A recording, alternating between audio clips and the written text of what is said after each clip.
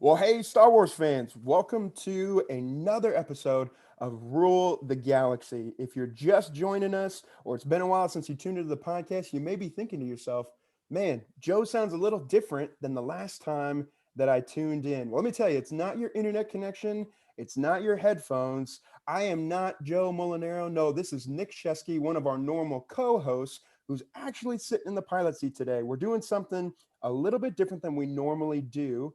This is our first ever Clone Wars Chronicles show. More on that in just a second of exactly what that is. But again, my name is Nick Scheske. I'm one of our co-hosts, cousins to Joe Molinaro, who founded Rule the Galaxy, the godfather of Star Wars podcasting, if I can say that. I know he'll get on me later for saying that. But man, excited for the show that we've got ahead of us today.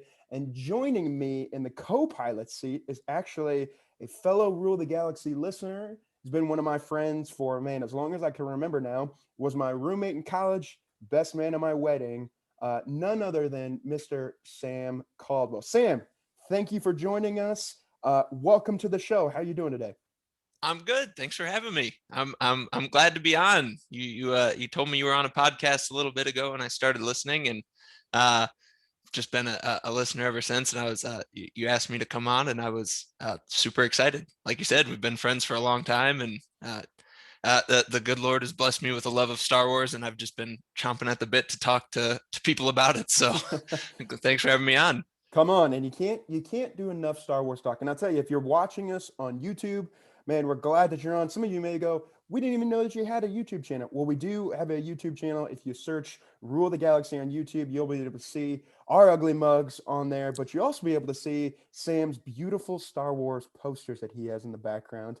It's his first time on the show. I don't know how many times I've been on this show, but he's already beating me in beautiful backgrounds for the show. So, Sam, we're so glad you're here. We're going to get to know you a little bit more. Plus, we're going to get a chance to talk Clone Wars a little bit. Before I go any further, I do want to pause and I want to give honor to Joe Molinaro. Joe, thanks for trusting us with this, for allowing us to be a part of the Rule of the Galaxy family. We love you and, man, just appreciate you more than anything. So, Sam Caldwell, I know we've talked a little bit. We're going to explain what this show is all about. But before we dive all the way into that, real quick, I know you said the good Lord's blessed you with the love of Star Wars. I know we met in college. We were roommates right away. One of the things that bonded us together was our love for Star Wars that kind of slowly eked its way out of each other. Tell us, Sam, you're in Chicago. Man, what do you do? Where are you based out of right now? And yeah, how did you get into Star Wars? Yeah. 10 years ago, by the way, coming up on it since we've known each other. Wow, goodness How sakes. crazy is that? So yeah, like Nick said, I'm based here in Chicago. My wife and I, we live here in Oak Park, Illinois. Actually going to complete a move in a few weeks to North Riverside, which is just another suburb of Chicago. And I teach ninth grade biology at a public charter school in the city of Chicago. So the posters you see here are not set up for our show. They're set up for me to enforce a strict appreciation of Star Wars on my students, because they need to know what's up. But Bringing up the next generation. bringing up the next generation. That's right. That's what we're all about. But I got into Star Wars, like I said, the good Lord, but also yeah, my parents are nerds. That's where it starts. My dad loves Star Wars, is all about it. I mean, he was the perfect age. He would have been about 11 when Star Wars came out, 11 or 12. But actually my mom and dad, when they lived for a couple years up in middle of nowhere, Wisconsin, making $10 a week at a camp up there. And the only movie that the theater showed for 2 years straight was Star Wars. And they would Wow. just go every week, every couple weeks, watch Star Wars, watch Star Wars, watch Star Wars. And they just fell in love with it. So naturally, when they had kids, they got the tapes, and we just, wore them out to death. New Hope, Empire Strikes Back, Return of the Jedi. And I fell in love. I've always had a love of flying. I have a love of space. My dreams of being an astronaut were crushed pretty early on, but that's okay. I've always had Star Wars to keep me What going. what was it that crushed your dreams of being an astronaut? Just out of curiosity. Well, back then they might have changed by now, but it was pretty clear that I was going to be over 6 feet tall and have bad vision. And both of those things, my dad said, you actually can't go to space if you're over 6 feet tall. And I said, well, that's a Oh, bummer. we're gonna fix that someday, Sam. There's somewhere around there. Okay, so rapid fire, just before we get into our actual Clone Wars Mhm. Chronicles and we explain what all that is. Sam, favorite Star Wars movie and why? Okay. So this answer has changed as I've gotten older. My favorite Star Wars movie is Empire Strikes Back. And that can be a very cliche answer because there's a lot of technical reasons. There's a lot of, I would say a lot of like cinema folks would say why it's the best. And I tend to agree, as I've watched these movies, hundreds of times as I go on, that one really ties the whole thing together. I mean, the drama, the action, just end to end is like I mean, I think it holds up today, even though some people would say maybe it's slower. It is a ride. But nearest and dearest to my heart will always be Return of the Jedi. I love Return of the Jedi from everything to, from everything, like just Vader's redemption at the end, Luke facing the Emperor, and even just something as simple as I thought Luke's green lightsaber was the coolest thing in the whole world. Man, And the is. space battle over the second Death Star is still probably my favorite thing in all of Star Wars. Very, very. Before or after? It's a trap. Which part?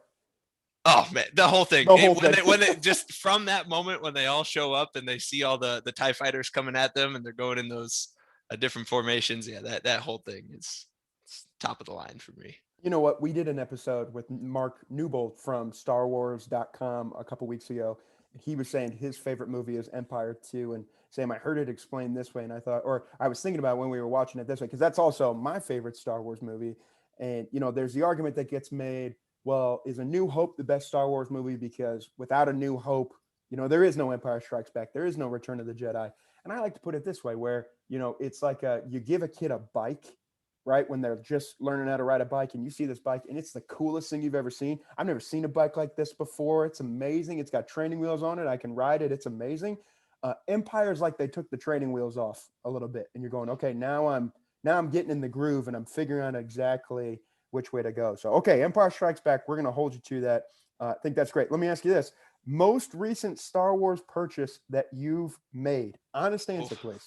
Oh, honest answer. So I've bought a lot of Star Wars stuff this year because being at home, pandemic, quarantine. I'm a child on the inside with adult money, and I realized, hey, if I can buy one, it is a dangerous game. But since we are on YouTube, might as well we'll pull it out. I actually bought the Art of Star Wars Rebels hardcover book a couple weeks ago, which came in the mail, and if you're into the art and design behind things, behind different shows or movies, I thought it was great. It was really cool to see how they, this isn't a Rebels podcast, it's a Clone Wars podcast, but how, a lot of the same people carried over and how they had to change the animation style up, and it's a good read and just some beautiful artwork, and I really enjoy it. To give credit for it, who wrote that? This is by Daniel Wallace. Daniel Wallace. Yep. Okay. Very cool. We'll have to make sure that we pick that one up. Okay, let me ask you this. If you could pilot one ship within the Star Wars universe, what would it be and why?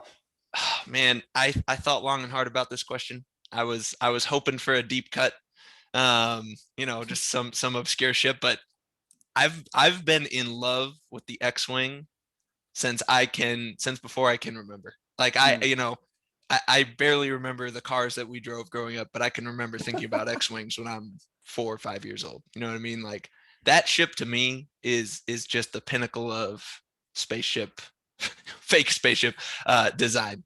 Right. That I would fly that thing. And you guys have talked a little bit about Star Wars Squadrons, like being able to fly it, and that has been super cool. Super hard. Super hard, cool. Super difficult. Yeah, not for the faint-hearted, that's for sure. No, I rage quit a couple times. Yeah, that's fair. I got myself a flight stick and was able to kind of pull out all the stops, and it's been a lot of fun. Come on, man. That's awesome. We'll do a couple more rapid fire real quick. What is the moment of Star Wars that you're most anticipating showing to your future kids someday? So this was a tough one.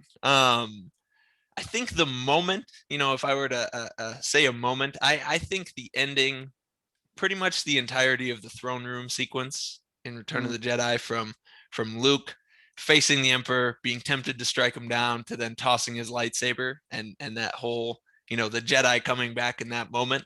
That's probably top of the list for me as far as moments go. Man. And then Vader being redeemed after that that's probably the one. That's so good, Sam. I have two that I look forward. I have a son named Graham right now.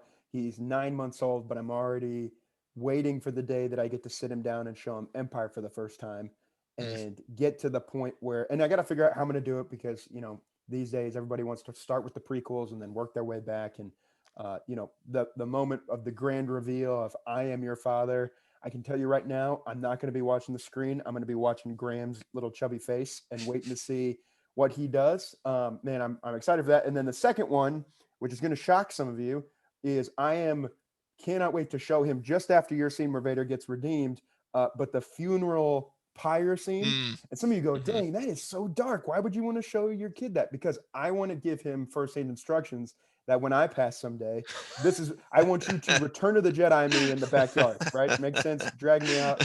I'll leave enough money for a counselor for you to go talk to a counselor after that, because that's going to be pretty traumatic. Pretty traumatic. But hey, we go the way of the Jedi and burn each other when we get done and finish that way. Okay. That's right.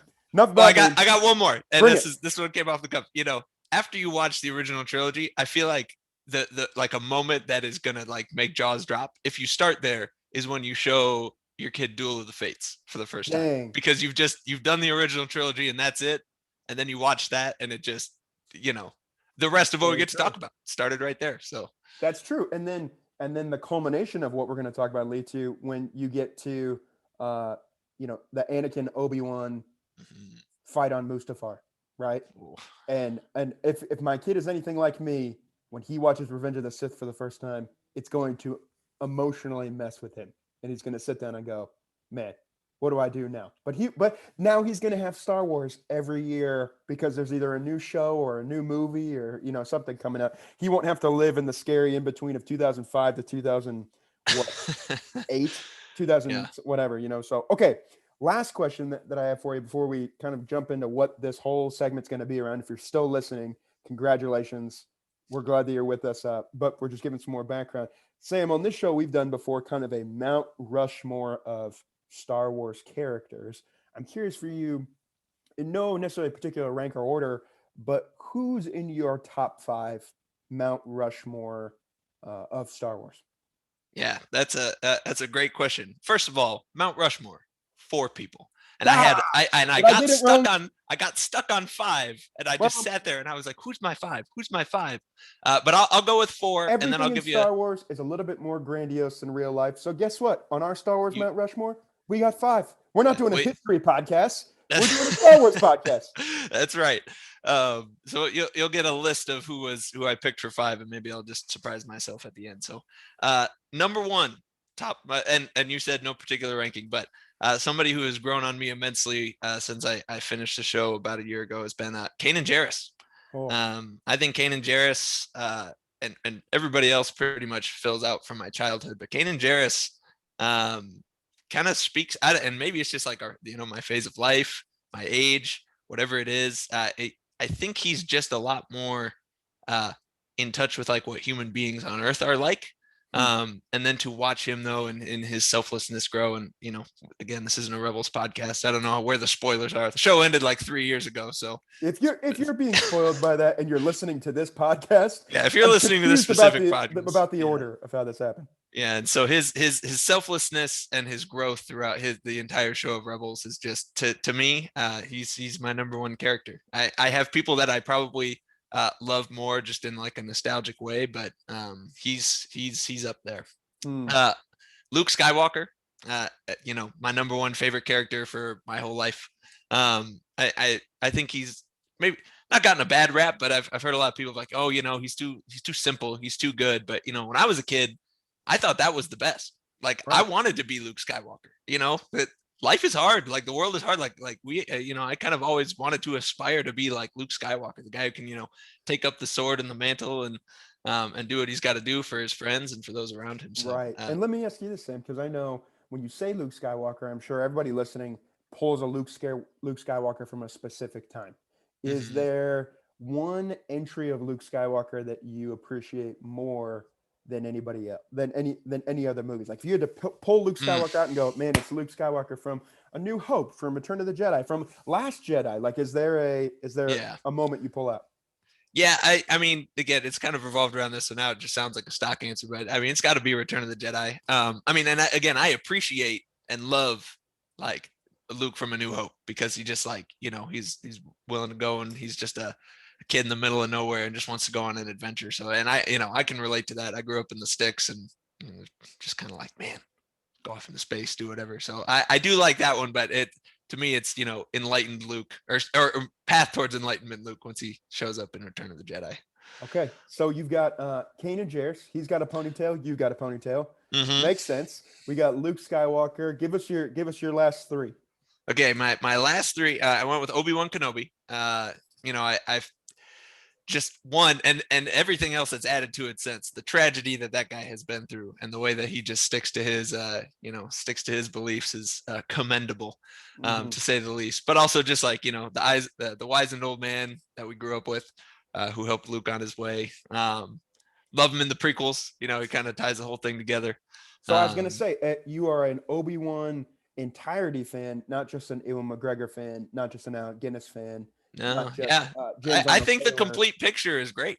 Okay, all right. Yeah, I'm a big fan. I do put Ahsoka Tano in my top 5. Okay. I really and it's probably grown more upon rewatch of Clone Wars.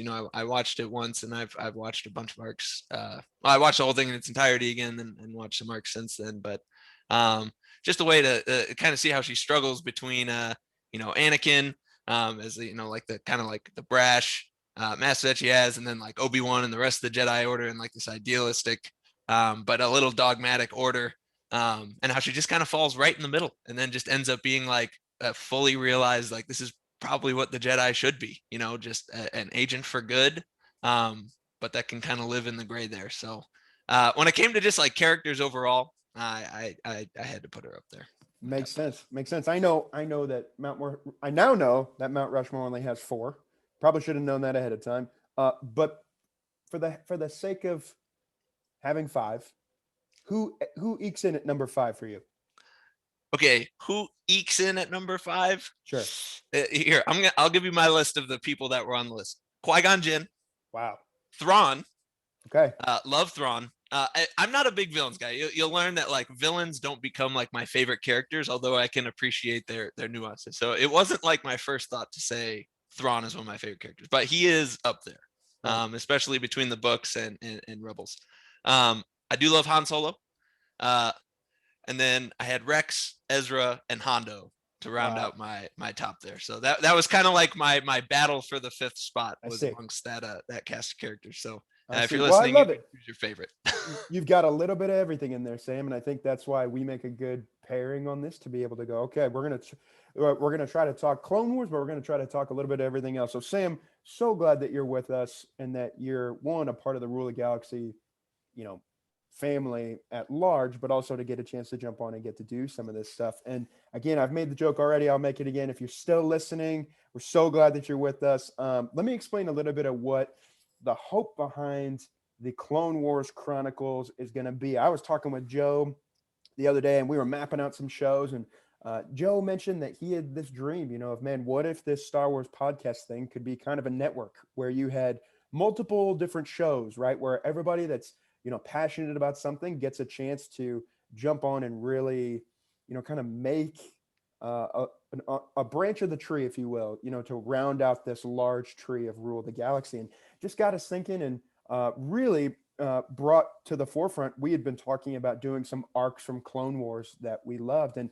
led us to this place where we said, well, man, what if we did a show that kind of geared around the beauty, the nuance, the nostalgia, and really some of the best parts of Star Wars that I believe, which is the Clone Wars. I know for myself and for Sam, man, we both personally love Clone Wars. We're both children of the Clone Wars, I guess you could say. That was kind of the golden age for us of when Star Wars kind of came out. I know as we were gearing up for this show, even I was getting nostalgic thinking about the Gendry Tartakovsky, I can hardly say his name, 2003 Yeah. little micro series that they put out, which kind of whet everybody's appetite to going, whoa, there's actually, some really cool stories that take place between the movies and ultimately leads to where we get Clone Wars. And, I think it's a timely thing for us to be talking about, where we are about a month away from the Bad Batch starting, which I don't know about you, I'm so pumped about that. I can't wait for that to come out.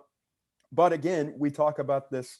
Why Clone Wars? Why do a little spin-off series about it? We believe it's so universally loved that Disney has now said, hey, that thing that everybody loves, we're going to continue that with some characters that came out of that in the Bad Batch. And so we're diversifying our show a little bit, trying to get a little nuanced in different kind of ways and ultimately expand our podcasting empire here at Rule the Galaxy. And before we get all the way into talking about specific Clone Wars, we're going to jump in the time machine and go back to the beginning. Here's what we're not going to do. And this is our promise to you. We are not going to do an episode by episode breakdown. If that's what you want, there's this amazing streaming service called Disney Plus that you can jump on there and you can actually watch every single episode of the Clone Wars. What we're going to do is select some of what we would say is, favorite arcs, favorite episodes, historic arcs, historic episodes, and dissect them while simultaneously trying to pull in some topics and thoughts from the larger Star Wars universe. I know Sam and I have already been talking about, man, what about, the ethics of the Jedi? And it really comes out in full display within a series like that. Does it make sense to do a show on that? So expect us to bounce all over the place, to have an emphasis on the Clone Wars and kind of talk about it. And what I want to do in a second is we're going to get into the history, but real quick, Sam, I'm curious for you, you're a big time Clone Wars guy. If you're watching on YouTube, Sam's got the Clone Wars season 7 poster behind him. It looks beautiful. That's the chef's kiss that I just gave. Absolutely stunning. Let me ask you, for you, earliest memories of the Clone Wars and what got you hooked on this? Yeah, so that's a good question. It's probably, maybe it's not interesting to anybody but me, but I should tell you anyway. So like you said, when Cartoon Network aired the Clone Wars, cartoon, the 2D cartoon back in 2003, I was stoked because I was, what were we, 10 when Attack of the Clones came out, which is the perfect age for that movie. Like, right. Like you said, we're children of the prequels. I'll never get into an objective quality argument about the prequels, but I, love those movies. Cannot get enough of them. So after Attack of the Clones, just getting these like chunk size battles was amazing. But I was only able to watch. I probably only watched maybe 2 or 3 at the time because I didn't grow up with cable. Like I said, I grew up in the sticks. There was no option for cable. I know it's probably like, you're really not that old. I'm not that old, but I truly did live in the middle of nowhere. So we could have gotten satellite, but that was not in the cards for us. So my grandma, actually, who doesn't know what a Star War is, was nice enough one time singular Star War. does not know what a Star Wars is, let alone a multitude of Star Wars. She was nice enough, probably in 2003, I would have been, maybe like 4th, 5th grade. She was nice enough. They started to do those marathons because they're the bite-sized episodes, right? And so she actually recorded one on a tape one day, just the whole 3 hours of it, gave it to me. And so I was able to take it in that way. And I was like, this is amazing. This is, I liked Samurai Jack as a kid. Like I said, I didn't have Cartoon Network, so it was cool to kind of see the artwork behind that, but also just get, more into, because the movies are great. I love the movies, but they focus on Anakin, and they focus on his story, and sometimes they follow Obi-Wan, and it's really tied to the Skywalker piece. But to get a bigger picture of the Clone Wars was amazing. And then my history with this show is that, fast forward to 2008, we're in high school. I still don't have cable. So I had no way of watching these live. And it wasn't really until, and we basically almost graduated college by the time they moved on to Netflix, right? We were seniors in college, and it never fell into place time-wise for me. And so, Disney Plus comes out, all of a sudden it's kind of like, I've heard about these, Nick's always told me they were good. That was, we bonded over our love of Star Wars. We watched the movies all the time. But then it was like, I should give this a shot. And I started watching it last year, and it just, I was just hooked. I didn't need to be sold on it. I didn't need to be like, the first season, I just, I love that. Yeah, I'm a big Lord of the Rings fan, and every line in Lord of the Rings is not a throwaway line, right? I mean, Tolkien had that thing mapped out. But I love that you guys brought this up on the pod a little bit ago about how, the Clone Wars is kind of like a throwaway line from A New Hope, right? Just like Yeah. he's like, you fought in the Clone Wars, and how I think it's really great of George Lucas, to start, and then obviously continued on, and Dave Filoni helped with that, and all the guys there continued to then make that it's not a throwaway line anymore. You know what I mean? Like, it is a story, and it is part of the bigger whole. I think it adds to the bigger whole, but it also is enough of a self-contained thing to really be special. Right. And I think you touched on something so good there, Sam, that as a kid, you were like the perfect age for this to really hit. And I'm a believer that you don't actually ever lose that. It just progresses and it ages as you go. I love that you talked about it being on tape. When I was in 2003, when that micro series came out and it was on Cartoon Network, you're right. It was a year right after Attack of the Clones. I told this on the podcast, but I think I've seen Attack of the Clones more than any other movie within the Star Wars universe, not because of it's so objectively good, but subjectively as a 9-year-old, 10-year-old, I thought that this was the baddest, coolest movie that ever came out. I wanted to be Hayden Christensen more than maybe any person on this planet. I thought it was awesome. I thought Padme was amazing because I was in 4th, 5th grade, whatever. I thought it was just the coolest space drama odyssey I've ever seen. And so when the micro series came out, I remember sitting in my dad's office, pulled up on cartoonnetwork.com, just rewatching them over and over and over and over again. And you got such great characters, even though I would say in the micro series, which is not necessarily what we're here to talk about, but it inspired so much we're going to talk about. There's very little dialogue. Like, quite honestly, it's very Samurai Jack. Yeah. I think there's a couple episodes where it's just completely, it's like you're watching a silent film, right? Like there's no dialogue, none whatsoever, but you're so engrossed because it's so good. And for me, it introduced so many great characters that I think we would get the payoff in Clone Wars later, and some that would become legends that I'm itching to get back someday, like Dirge, which was a character that was used that was amazing, and they set up an arc for him to come back. But when Clone Wars in 2008 came out, which we're going to go back into the history and we're going to kind of go through that. But similar, where you said, I had it on tape. I remember, jamming a VHS into the tape player to record episodes. My parents didn't have TiVo, so I was recording as many of these as I could. And it just was so, it like took me back to 2002, right? Like, it took me back to being a kid sitting to see Attack of the Clones. And then when we got to college and it came out on Netflix again, it was so bingeable, right? And it was just so easy to sit down and put that on and to go, man, I know I've seen this, but there's 6 seasons, so I can go back and I can watch some more. And I'll tell you, as a prequel kid, it added so much sweetness to this thing that I already loved.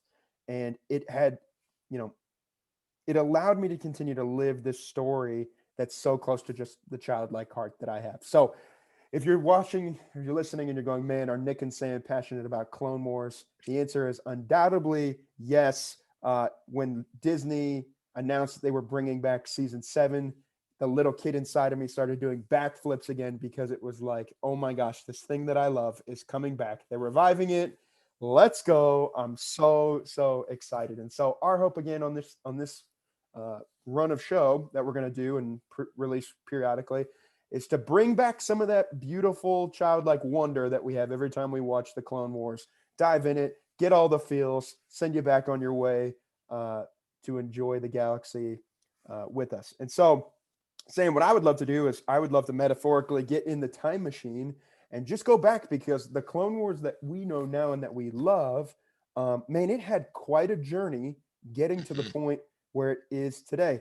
We'll jump all the way back in a time machine to 2005. Okay, April of 2005.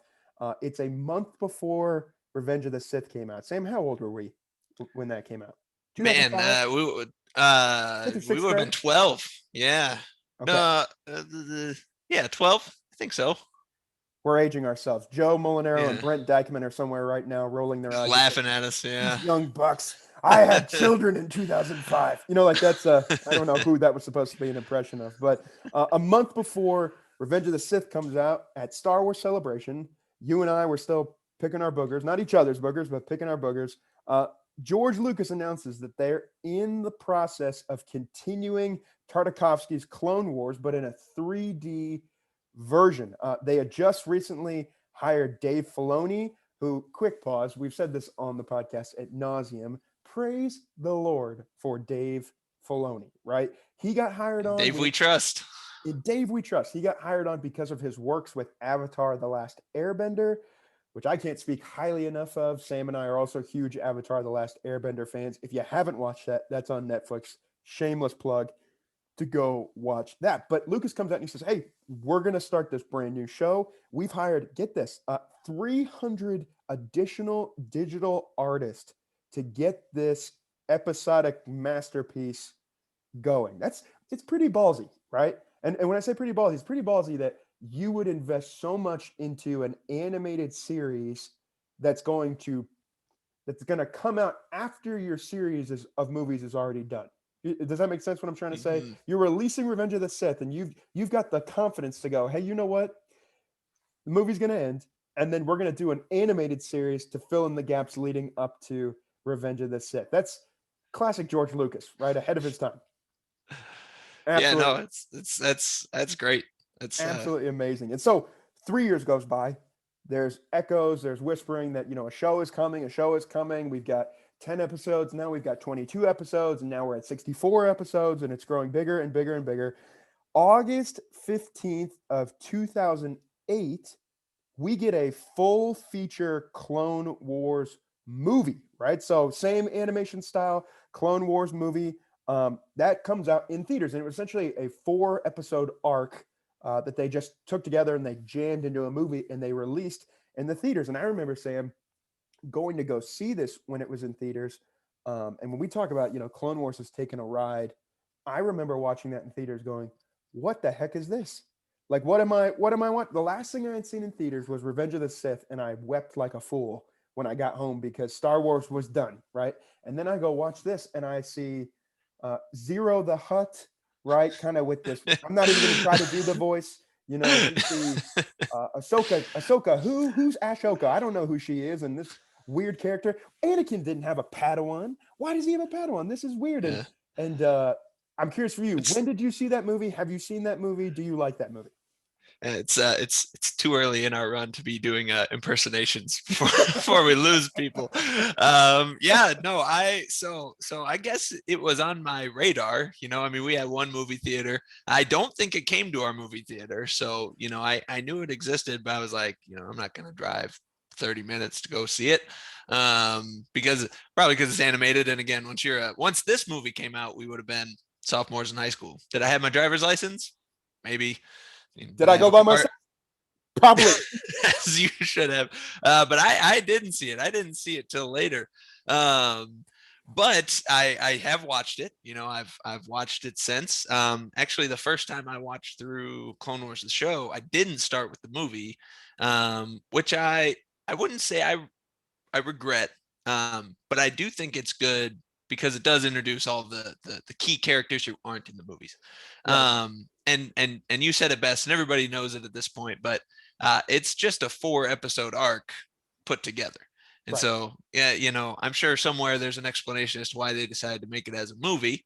But I'm a little bit more forgiving on it than most. It's not a great movie.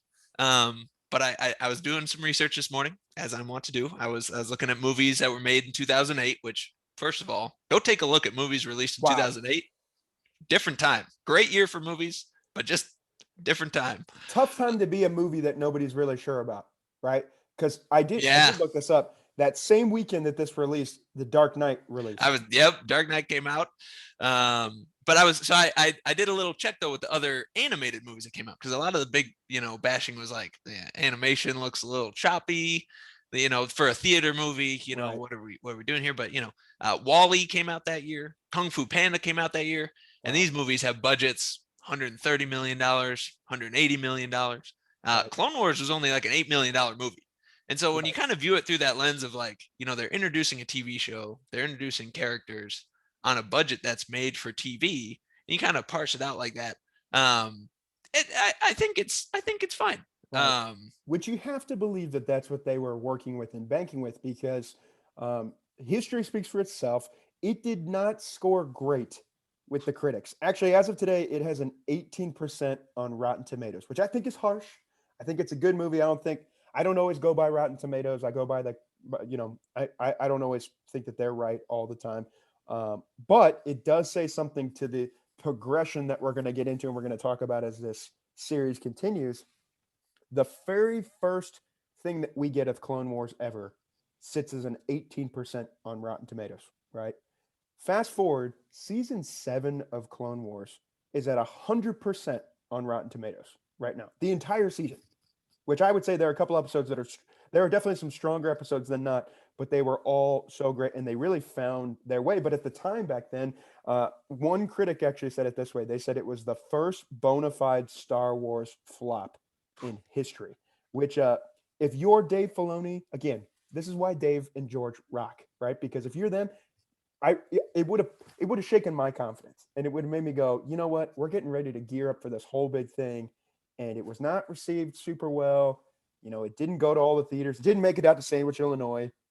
So what are we what do we do? But you're right, it was teeing up a TV show, which leads us to October 3rd of 2008. So just 2 months, little less than 2 months later, the Clone Wars premieres on Cartoon Network. And it came on, it had 3 million total viewers in its debut first episode. And what's so interesting, Sam, I think this is worth parking here for a second on. I believe that this was so successful because they found their medium, right? So to put, I'll say it this way. If you were to ask my dad, who's a marginal Star Wars fan, hey, Dad, you want to go see this animated show? You want to see this animated Star Wars movie in theaters? I would get you want me to pay what to go see a cartoon? I'm not paying to go see a cartoon in theater, right? You put a 30-minute cartoon on at 9 o'clock at night, it's a much different story, right? Okay, I don't have to leave my house to go see it. Great. Okay, I can just flip to the next channel and I can watch it. Okay, I can do this. And Sam, Cartoon Network, it actually came out, I'm trying to find where it says, it actually became the largest debut on that network ever for a cartoon show, which is staggering to me. I mean, absolutely unbelievable. You were asking me the other day, did I watch this when this came on? And I don't remember if I watched this first one, but I do remember watching it and DVRing it or doing all that kind of stuff throughout it. But what do you think? You think they found their medium? Oh, absolutely. I mean, in two ways. I think one, TV. I'm not a huge TV guy.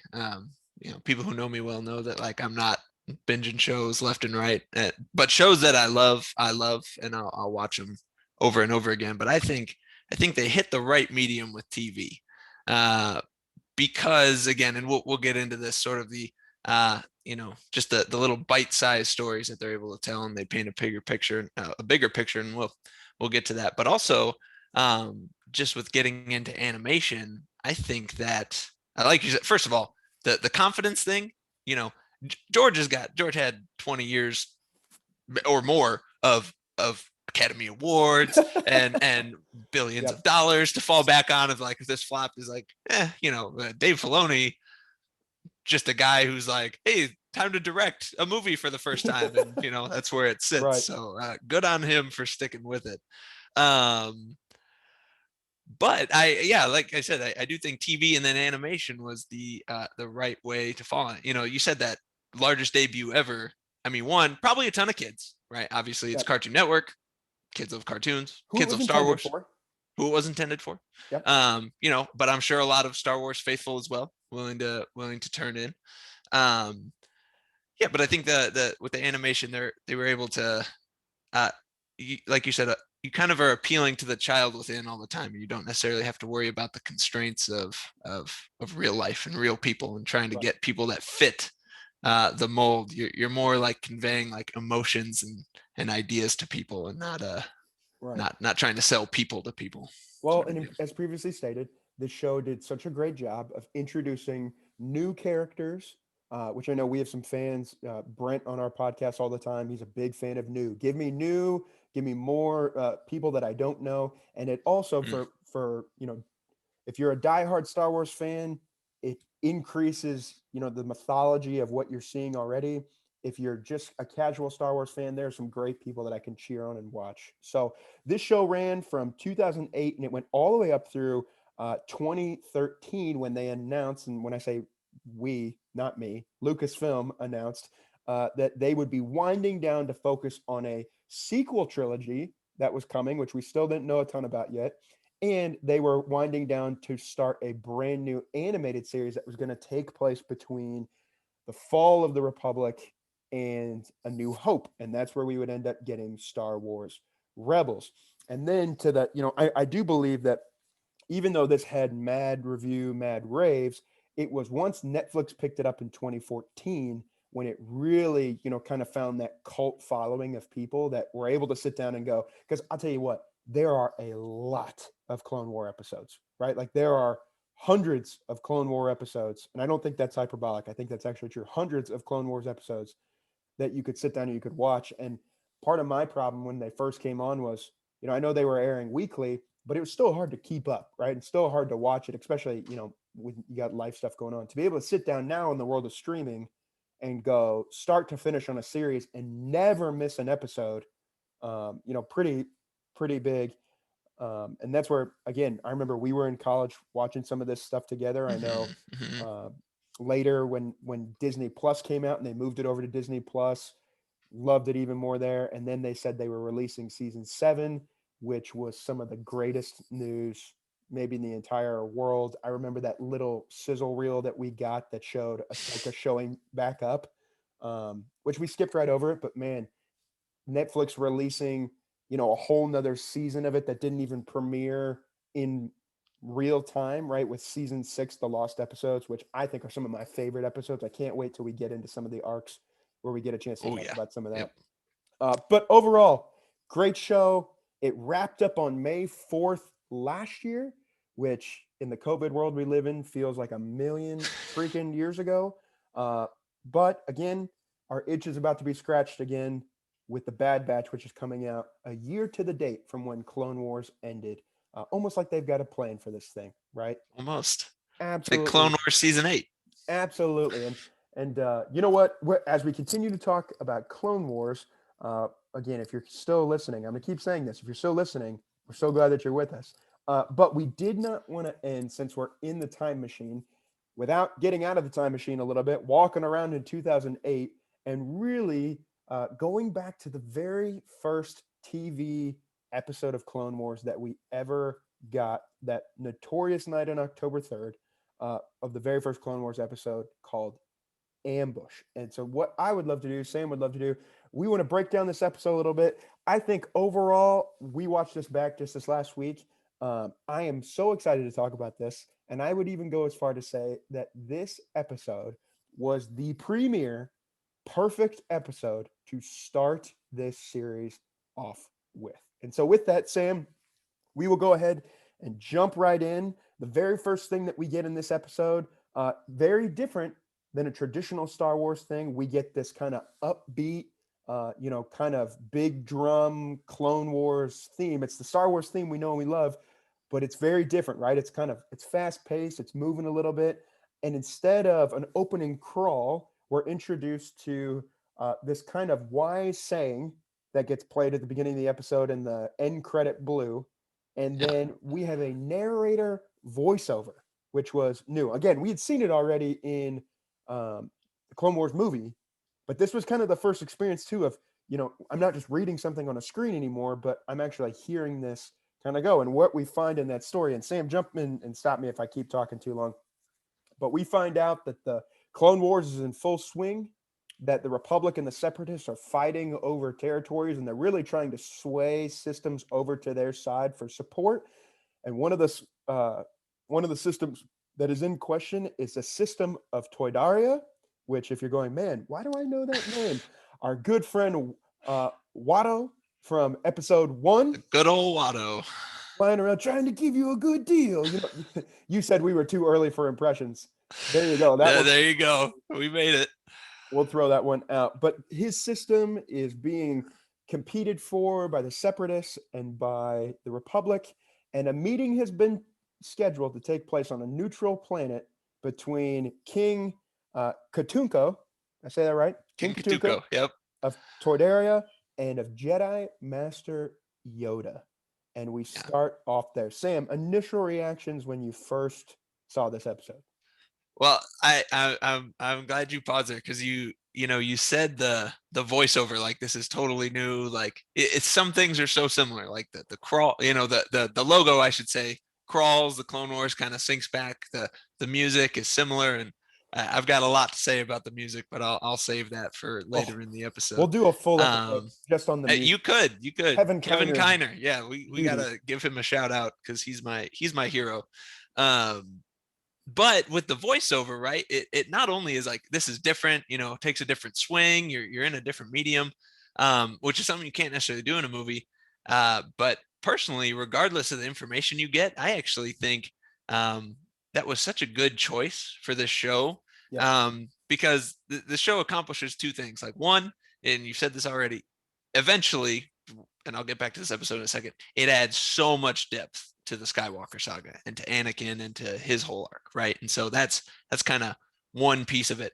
But the other part is it is a serialized look at the Clone Wars in general, and these galaxy spanning battles and campaigns that happen. And it kind of sounds like almost like a radio bit from like the 40s. Like, if you were in somewhere in the United States in the 40s and you were getting reports back from the war, and that this is kind of what it might sound like. And I really do think that's a cool way to bring in the intro to all of these shows, because you're almost getting this kind of like update of where we are and how things are going in the war effort. So my initial reactions, I think you're right. I think this is a great way to start off the Clone Wars. I think it's awesome that they bring in Toydaria. Like, talk about bold. Start off your first episode with Toydarians. Right. Wow. With Wattos, who we all kind of despised and all cringed a little bit at. Yeah, your only experience is a character that everybody pretty much hates. Yep. And to be on his planet. But it shows you the kind of places that they're going to go, right? They're going to bring in new worlds. They're going to bring in these alien species, maybe that they couldn't do at scale in live action. And it just immediately drops you into the action of Separatists, Republic, and just the struggles that are going on in the war there. Right. So I think it's a great way to start it off with a bang. Well, and it really starts off with a bang, because King Katunka shows up at the beginning of this, and all of a sudden, who shows up to come stand before him but our very own Asajj Ventress, resurrected from the dead from 2003's micro series, when she's thrown off the top of that pyramid by Anakin on Yavin, right? Yep. She was in the 2008. She was in the movie. In the movie. If you hadn't seen the movie, you'd be very confused. If you hadn't seen it, you're going, who the heck is this? And essentially, she brings Count Dooku via hologram, who, again, recently beheaded. Same, not too long ago. But not now too long ago. Nope. It is essentially vying for the support of the Tardaria system and saying, hey, listen, we want to set up a base in your system. We know the Republic wants to, but you should really go with us. Meanwhile, Yoda enters the system and is caught in the middle of a Separatist trap where they're blasting him out of the sky and trying to shoot him down, to where we're introduced to not just Yoda, but we're introduced to 3 clone troopers that come along with him, and they escape their ship. I'm breezing over a lot of this right now, but they escape their ship. They land on the planet via escape pod, and they're able to get in contact with the King of Toydaria. And essentially, Yoda, in his Yoda speak, says, hey, sorry we're late, but we're here. We ran into some problems, but we would love to talk to you about setting up a base. And essentially, again, this is why I think it's one of these great episodes right at the beginning, is there's a bidding war going on between between Yoda and Asajj Ventress, where they create this little wager where Yoda says, if I make it to you guys, go with us. If I don't make it to you and I get killed by these droids, then you go with them. But King, you got to choose which one you want to do. And Ventress says, okay, I'll take that deal. and Ventress deploys a battalion of droids against 3 clones and Yoda right from the very, very beginning, which again, we're breezing through this. If you've never watched Clone Wars, I would strongly suggest start at the beginning. You're going to get online and you're going to read some review that's going to say, here are the top 20 arcs to watch. You can't go wrong with just going back to the beginning and seeing a character like Yoda, I would say, at his finest, kind of walking in and being a part of this. Yeah, I love that right off the bat too. You know, we've seen it. They take Yoda, and I think they did a good thing in kind of taking him back to how you met him in Empire Strikes Back, right? Like he's a general, and you know they don't shy away from him jumping around just like he was in Attack of the Clones and Revenge of the Sith. You know, he's a Jedi master, he's a Jedi warrior, but he's a little, you know, he's got that kind of twinkle in his eye, and he's you know, he's willing to. You can kind of tell that he toys with Ventress a little bit. He does. Just He in does. his He's kind of in got his speaking. this swagger about him, right? Where he's like, I know that I'm a bad Jedi Master, and nothing's really gonna phase me. So we're getting shot at in space. Yeah. Get me out of here. You know, bold call, by the way. Just let all the escape pods go. They probably won't hit us. Yeah, probably. we'll make sure. You know, we land. You know, and one of my favorite lines that they say right at the beginning is he says something to the effect of, the king says, "I heard that you were in trouble," and Yoda goes, "Trouble? I don't know what trouble you're talking about." You know, like we're not. We just crash landed on a planet, but we're doing totally fine. So I think you're absolutely right. There's some great parallels that come back, and as the droid battalions are being deployed, there was one thing that stuck out to me that I'm curious if you saw it when you went through it. That all throughout the episode, Ventress is talking to this droid commander, which we get a very you know, kind of gaggy look at the droids throughout this whole thing. It's very, very much intended for kids, you know, very kind of slapstick humor, kind of where you go. But one of the droids from the very beginning, they do it twice in the episode, calls Ventress Supreme Leader. Did you notice that? You know, I did. I don't think I gave it much thought though, but that's interesting now that you say that. Supreme Leader is only interesting to me now in the hindsight of the sequels. You know, we call Kylo Ren the Supreme Leader. I don't think there's any merit to it. I'm sure it was something that was maybe a throwaway, but I heard it and it stuck out to me again. You know, kind of where I just thought it was interesting. And so the droids come out, they start deploying all these droids, sending them all out. Very from the very beginning, you know, we see that droid transport ship that you see in the Phantom Menace, you know, kind of hovering, and these clones are freaking out. Back to Yoda with the confidence. Yoda's not that freaked out about. And so they start hiding in the trees and they're waiting for the droids to come on. And I know we had talked a little bit about the slapstick humor that we see through all that. One of my favorite lines, and I'm going to continue to bring this up from now until eternity, is when the clones jump out from behind the trees and one of them yells, "Suck laser." Hey, Suck, you know what? Laser. You had brought up the fact that like it is aimed at kids, and you're totally right. I mean, there are some episodes we'll get to, I'm sure, that you know the comedy is just aimed at kids. But my motto has and will always be humor is humor. Humor is funny. Like suck laser, that's funny. Well, it immediately took me to that scene in Home Alone 2 where they're throwing bricks off the top of the roof and he goes, "Suck brick, kid," and throw, like, I don't know why, for some reason my mind made that connection, and just so fun. You see him just taking out battalions of droids, you know, just destroying all these droids. There's one line that the King of Toydaria says at the very beginning, and he goes, "I've heard that a Jedi is worth at least 100 battle droids." You see very quickly Yoda is just decimating droids, you know, kind of left and right. And what I do love about this is it's a progression of droid, right? Like it starts with the regular B1 battle droids, then it moves into the super battle droids, and they, you know, destroys them, which I thought it was so cool that he force picks up one of the battle droids and turns it around and it starts shooting it all. Yeah. Again, very slapstick. But here's the one that stuck out to me was that that in the progression always ends with droidicus, right? Doesn't matter what movie, doesn't matter where we're at. The Jedi are ultimately always afraid of droidicus. Do you think there's something to that? You think this is like a Jedi training class that, you know, like if you see one of these bad boys rolling towards you, you just up and run? You got to run. It is interesting. They do always seem to be, that seems to be like the foil that they always throw out there, and you know, they end up always finding a way to knock them out. But yeah, at least for now, they eventually come up with those like tactical droids to kind of replace them as the big fighting Right. bad guy. But yeah, droidicas seem to be the final boss in a lot of these And now that I think about it, episodes.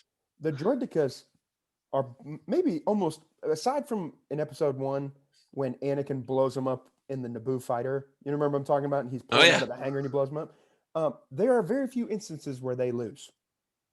yeah. Now that I Shield think about it, generators help. That's and helpful. apparently shield generators help, and they're the biggest baddest. What we need to add that into some rule of the galaxy conversation of what could beat a droidica. Is there That's anything like right. it? I wherever Picking the heck apart space droidica comes physics from. with Sam and Nick too. Why Yeah, don't they all have bad with shields? You know, that that's sounds the like a real dangerous question. show. Nick and Sam talk space physics. Yikes. But it is great how they do progress through the thing, and you know, maybe we'll get to this as you go through the plot and a little bit farther, but throughout it all, you know, Yoda's teaching these clones like different lessons, you know, and it kind of just starts with like, you know, have a plan, you know, our enemy is this way, you don't necessarily have to face the enemy, and then it's like, be patient, you know, and Yep. we can do this. And he probably could just run through the whole battalion, you know, he doesn't need to do all these things. But I think this episode does a good job of showing, maybe less so than the movies did because he only got a certain amount of scenes, but just going back to that, like, no, Yoda's like a teacher, you know, he's that wise Right. Jedi master that trained us. And I think that's pretty cool. Absolutely. And you bring us to the point where this is again why I say that this episode is the premiere perfect way to start this series. There's a moment that comes, the droidicas show up and Yoda turns and he goes, "We got to retreat, get out of here, let's run," kind of thing. One of the clone troopers is hurt. They end up hiding in this cave.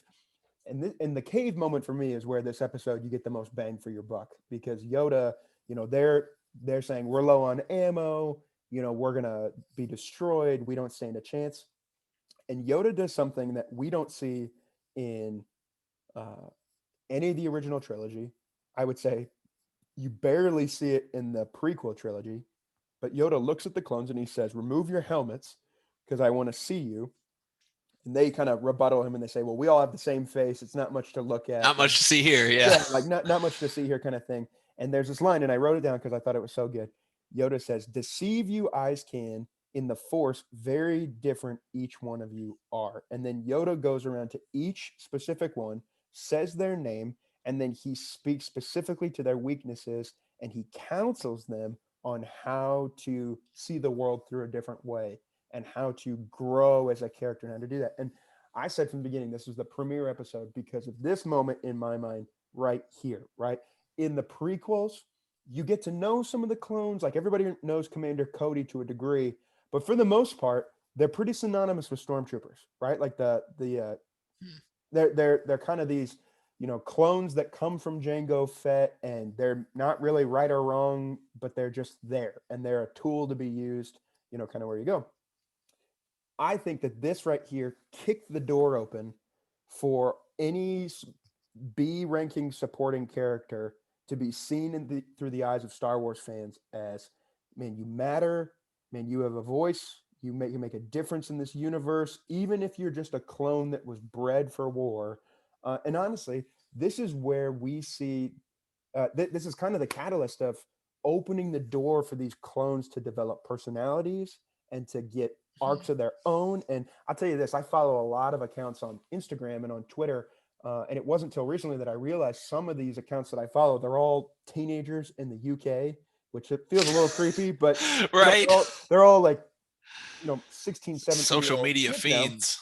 And I saw some guy the other day and he posted about how Fives is his favorite Star Wars character ever. And I laughed out loud when I saw it, and I was like, "What the heck? How could you love Five so much?" You know what I'm saying? Or like we texted about 99, which we're going to talk about later, kind of thing, and going like, "Oh, it's so tragic." Like it's dude's around for like an episode and a half, but it's Yeah. so tragic, like kind of thing. And I think it all stems from this moment here of going, no, no, no. These are not just mindless drones. They're not battle droids. These are individual specific characters with purpose that, can grow and flourish. It's why, honestly, like Joe Molinaro, the creator of Rule of the Galaxy, in his top 5 is Rex, Mhm. right? And you go, man, a clone that, quite honestly, outside of maybe a book here and there, and this series doesn't have a ton of airtime anywhere else, is a beloved character. I would bring it all back to this moment of in the Force, very different each one of you are. Yeah. No, I that's an excellent point. I had it written down in my notes of like how this show introduces the clones and how it could be pretty obvious to see how the Clone Wars and that being, but it wasn't at the time. You know what I mean? Like that No. wasn't what we were looking for. And you can even see in hindsight how bold it is to have the first episode of a show have none of the main characters. I mean, it has Absolutely. clones, right? And Rex ends up being a main character of sorts, but he's not in this one. Yep. It is just clones, and you're right. I mean, as we were like 10 and 12 when Attack of the Clones or Revenge of the Sith come out, like it was very obvious, like even with Cody, like he had a name, but it's like they show up in that shiny white armor and it's like, oh yeah, look at those future stormtroopers walking Yep. around. Just these very generic throwaway kind of soldiers. And yeah, first of all, shouts out to D. Bradley Baker, Oh, just his voice work. The dude is a mastermind. Um, just because he gives these 3 guys who I don't know if they come, and I kicking myself for not writing their names down. I yeah. was listening and I didn't write it down. I don't think they show up much later. Maybe they do in an episode somewhere, but they're not, the big ones that reoccur. And he gives them their own personalities. And you made a great point that really kicks open the door for all sorts of characters that come into this show and go. Some of them continue on when we get to Rebels or in the Mandalorian, and they become these beloved characters that people love. And that really just speaks to, one, how great of a start of an episode this is to Right. the series, but also kind of in hindsight, to me at least, because I didn't watch this live. Like I said, I watched this for the first time just over a year and a half ago, sometime within the last, as an adult, but how it really kicks open the Star Wars universe wide open, and in a good way. I think, Totally. I think it really opens the door for a lot of great things. Yeah, and we texted about it the other day, but how many episodes of Clone Wars is just D. Bradley Baker talking to himself, right? Like Oh, it's it's just amazing. him doing like 10 different clones, and yet he does such a great job of giving them each their own personality and their own feel and doing the voice just differently enough. And again, you think about it, we're getting ready to go into a show next month that is the exact same thing. Like, you might as well just D. roll Bradley the end Baker show. credits and it's the D. Bradley Baker show. Like it really, really is. But you look at minor characters that are given their own personality, that are shown that you're unique and you're different, and now that's being celebrated in a brand new show, which could almost be called Clone Wars 2.0, right? Mhm. And so, man, I think again back to this, just an amazing way and classic Dave, right? Like when you compare, and again, I don't know how in depth he was in the actual writing of Avatar: The Last Airbender, but if you've not watched that show, this is the second time I'm going to plug it on this. But man, like the character development in a span of 30 minutes to be able to go, hey, I'm going to take you from here to there, and I'm going to set the whole framework for where this show is going. Just like insert chef's kiss here again. Just absolutely stunning. So we'll continue in the episode. As they're sitting in this cave, all of a sudden tanks start rolling up, and Yoda steps out and he faces all of these tanks in this one moment. And this is where I think, again, you said the thing about I thought they did a great job of giving you a little bit of old school Yoda, but at the same point, picking out the best moments of prequel Yoda as well, Mm. where he's standing in front of these tanks and the droid's like, what do we do? Should we shoot him? Like, what do we? And Ventress goes, well, what's he doing? And he says, he's just sitting here. And Ventress is immediate, like, shoot him now. Like, don't wait. He's toying with you. Go get him, kind of thing. And then Yoda does his Yoda thing and just, goes straight up Keanu Reeves from The Matrix 2, where he's Just great. just running on the pole, kicking all of Agent Smith in the face over and over and over and over again, and just absolutely decimates this army. Yeah. Another great comedy moment when he he cuts down the droid from the inside and he starts complaining about getting a promotion. It's like, I just got a promotion. Which again, I wonder how much of that humor was. We know parents are going to be watching this with their kid, Right. because to a 10-year-old, it's kind of a throwaway. I'm not really focusing on that too much, but just very, very, very cool. So anyway, Yoda, the clones. At one point the clones save Yoda from, again, droidicas that show up, Of course, got to. saves them, and you know, Well, and is the culmination of his teaching moment, right? it is. He gives them each the piece of advice, and the one's like, weapons aren't the thing that's going to save you. Like, your mind is what's going to save you, and you don't have to rush into battles. Like, you need to be patient. So they kind of wait there, and then it happens, and they only have the one shot, and they take it. And Yep. It kind of wraps that up. Just nice. Teacher Yoda in his prime. Just giving wisdom to mindless clones. Except That's they're right. not mindless anymore. Now they No. have personalities, Mhm. and they're going to be some of people's favorite characters forever. And so as the smoke is exploding and there's all kinds of ships are exploding all over the place, the king of Toydaria, who's sitting up on his hill, looks out and he sees that Master Yoda is winning. Count Dooku's on the hologram, and he essentially tells Count Dooku to buzz off. And he says, hey, listen, I didn't come here to meet with you. I came here to meet with Yoda. You're uninvited. And in fact, I don't think I want to do any business with you at all. And we see a darker twist for a kid show where Dooku says maybe your successor will be more willing to work with. Ventress, kill him. Ventress, in true Ventress fashion, ignites both her red double-bladed lightsabers, which are beautiful. And why cut through the neck once when you could do it twice? Why do it once? Why have one lightsaber when you could have two lightsabers? Absolutely stunning.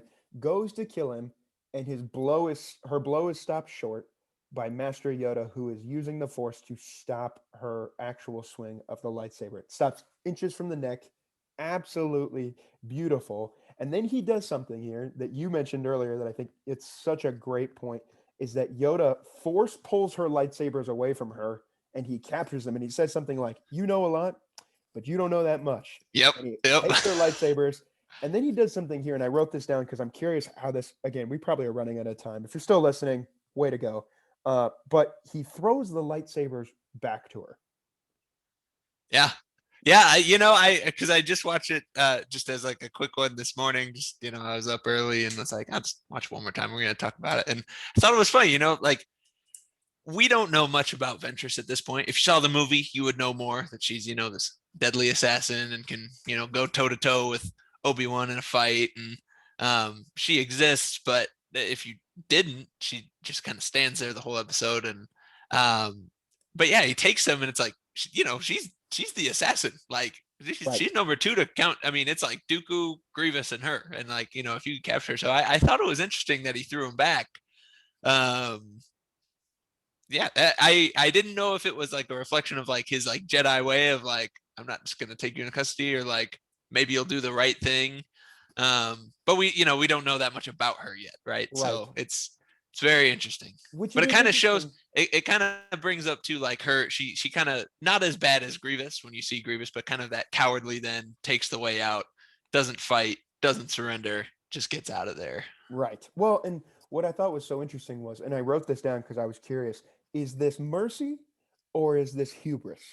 Right? Like, is it mercy of like, you don't really know that much and I could dispatch you if I wanted to, but I'm not going to do that? Or is this the Yoda hubris that we've talked about on this show before? This, part of what led to the downfall of the Jedi was we're untouchable. It's Obi-Wan's line of Sith Lords are our speciality. Bull crap. You haven't fought you fought like what, one Sith Lord in the last 1,000 years? Like, what do you mean? And lost. And lost. And so I look at that and it does raise for me to go like, is that early rumblings of the hubris? And hubris again, because I'll tell you, I wrote down almost identical exit to Attack of the Clones when Dooku takes off. Explosion, something heavy's falling, Yoda catches it, he's distracted, Ventress gets in almost the identical ship and takes off, right? Which, Brent Dykman, if you're listening to this, it is the same ship with the solar flare. With the solar sail? That's it. Yeah, on front. There's been a lot of debate on this show on how solar sails work. How they work, and also Really? Do we need that? It's a dumb ship. What do they think? Physics of Star Wars. It's coming. Physics of Just Star Wars. wait. Absolutely terrifying. But this episode ends. They wrap it up in 30 minutes with the King of Toydaria siding with the Republic. He gives him a dagger and says, I don't need to hear anymore. One Jedi is worth not just 100 battle droids, but 1,000 battle droids. We're with you. And Yoda says, we won't let you down. And then we get the symphonic Kevin Kiner, beautiful exit to this very first, but very full, very rich, very beautiful episode of the Clone Wars. Yeah. No, it's a great exit. And you know what, I've determined there are better moments throughout the series where we'll get to Kevin Kiner's music, but the way he blends the Republic theme, a little bit of the clone theme, Yoda's theme from John Williams' score. I mean, I guess you can't talk about Kevin Kiner without talking about John Williams, but he does a masterful job of mixing his own themes and scores with the returning characters that he did not score the first time. And yeah, beautiful send off there. And what a tall task, right? Like to take this historically known music and then be told, hey, we want a little bit of that old stuff, but then put your new stuff in it too. What a task. And Sam, I know we've been talking a ton about this first episode. I'm curious for you though. Final thoughts on the very first episode of the Clone Wars ever. Yeah. Well, we've said a lot why it's great. And my final thought is still why it's great, but in a more kind of a dark light for what is to come. And like you said, I think it does, although it's great because it introduces the clones. You have, kind of peak Yoda being a teacher and a mentor, really opens up the door for new characters. Shows kind of like how the Jedi are going to start to be, because, even though they turned on them immediately due to, the reasons why, the clones really did love their Jedi, and that's a solid relationship that's followed through later. But it does foreshadow really the hubris of the Jedi. I think you're right. I think that's where they're going with this. Is this is clearly an early episode. The clones are in their kind of phase 1 armor, more Attack of the Clones. Right. Yoda is definitely more upbeat and not as defeated as he is by, say, later episodes. And Revenge of the Sith for that matter. But also just shows how complicit the Jedi are in the war, and how you're right. It's this hubris of like, well, we're untouchable. We're clearly the moral goodness, but really he goes through the whole episode tearing through this planet, just destroying stuff left and right. In the sake of, well, we're right and we're not going to let you down, which ultimately they do. And it happens right under his nose, and he has got opportunities to stop it and doesn't take them. So I do think it's as near of a perfect introduction to the show as you can have, in both great ways and also ways that, foreshadow the ultimate tragedy of the fall of the Republic. Right. And I think, just to add on that, I think you're spot on that it does a great job. At least it's consistent throughout, right? Where again, I think there's an episode coming for us. We need to sit down and actually, map it out, but figure out, I've heard Clone Wars, that intro, that radio bit that you're talking about, compared to 1930s, 1940s propaganda films of the war and how it's going, and how what millions of people, like it's very does a good job of trying to paint a picture for you to see it one way. And what I do love about this show is that it does give you the ability to see both sides. And some of the later arcs that we'll get into are going to show, hey, just because, we talked when we did the Dark Disciple review, which is all right during the middle of the Clone Wars, right? There's two sides to every story. And there are some planets like Toydaria that are like, yeah, bring this on, man. Like, we want to be a part of the Republic. We don't want anything to do with the Separatists. And there are some other planets we're going to see that go, hey, the Republic is evil. And we don't, it's I'll save it for another time because we'll go too deep down that rabbit trail. But man, I'm as far as episodes go, I think this is quintessential Star Wars. It bums me out that on many of the lists, if you go search, the best Clone Wars arcs, I know this isn't an arc, it's an episode. I think this one stands on its own and really is a great watch. And if anything, Sam, it gets me excited to continue to talk Clone Wars, even though it came out, years and years ago. It still lives on and breathes today. So, Sam, So grateful for your time, man, to jump on and to be able to talk Clone Wars today. To everyone that's listening, man, thank you for giving us a listen. We love you guys, and just so fun to be a part of the larger Star Wars community with you guys. And honestly, we would love to hear thoughts, feedback. If you hate this, man, tell us. If you loved it, maybe you leave a review for us and just say, hey, you know what? We love the Star Wars family and love doing that. Sam, real quick, where can people find you if they want to give you a follow on Yeah, social you media? know, the only follow I have is that you can't follow me on Instagram at scaldwell76 at scaldwell76. There's no at. Perfect. And we'll put that somewhere just so people can find that. We'll be back with some more Clone Wars Chronicles and the upcoming weeks. I know we've got a lot of great shows coming up on Rule the Galaxy, which, by the way, speaking of social media, if you don't follow us on social media, you can follow us at Rule the Galaxy, at Rule the Galaxy SW on Twitter. I know Joe and Alfie and Brent and Vinny and Mass and all of us, we're going back and forth all the time, posting Star Wars stuff, and built a really great community of people that are so fun to connect with. And are actually, we got some people that are going to be jumping on some upcoming shows. We've got Scott Rifen of My Star Wars Story is going to be on in the coming weeks. Riley Blanton of the Star Wars Report is going to be on there. We're looking forward to that. One of the ones I'm looking forward to the most is Adam Bray. He's a Marvel and Star Wars author. He's going to be joining us in the coming weeks. And Steve Glosson, if I'm saying that right, from Geek Out Loud is going to be on. And I know Joe is pumped for those as well. So lots of great stuff coming down the pipe. We're getting ready for some more Clone Wars Chronicles. And again, appreciate you jumping on with us. And until next time, Star Wars fans, may the Force be with you. See ya.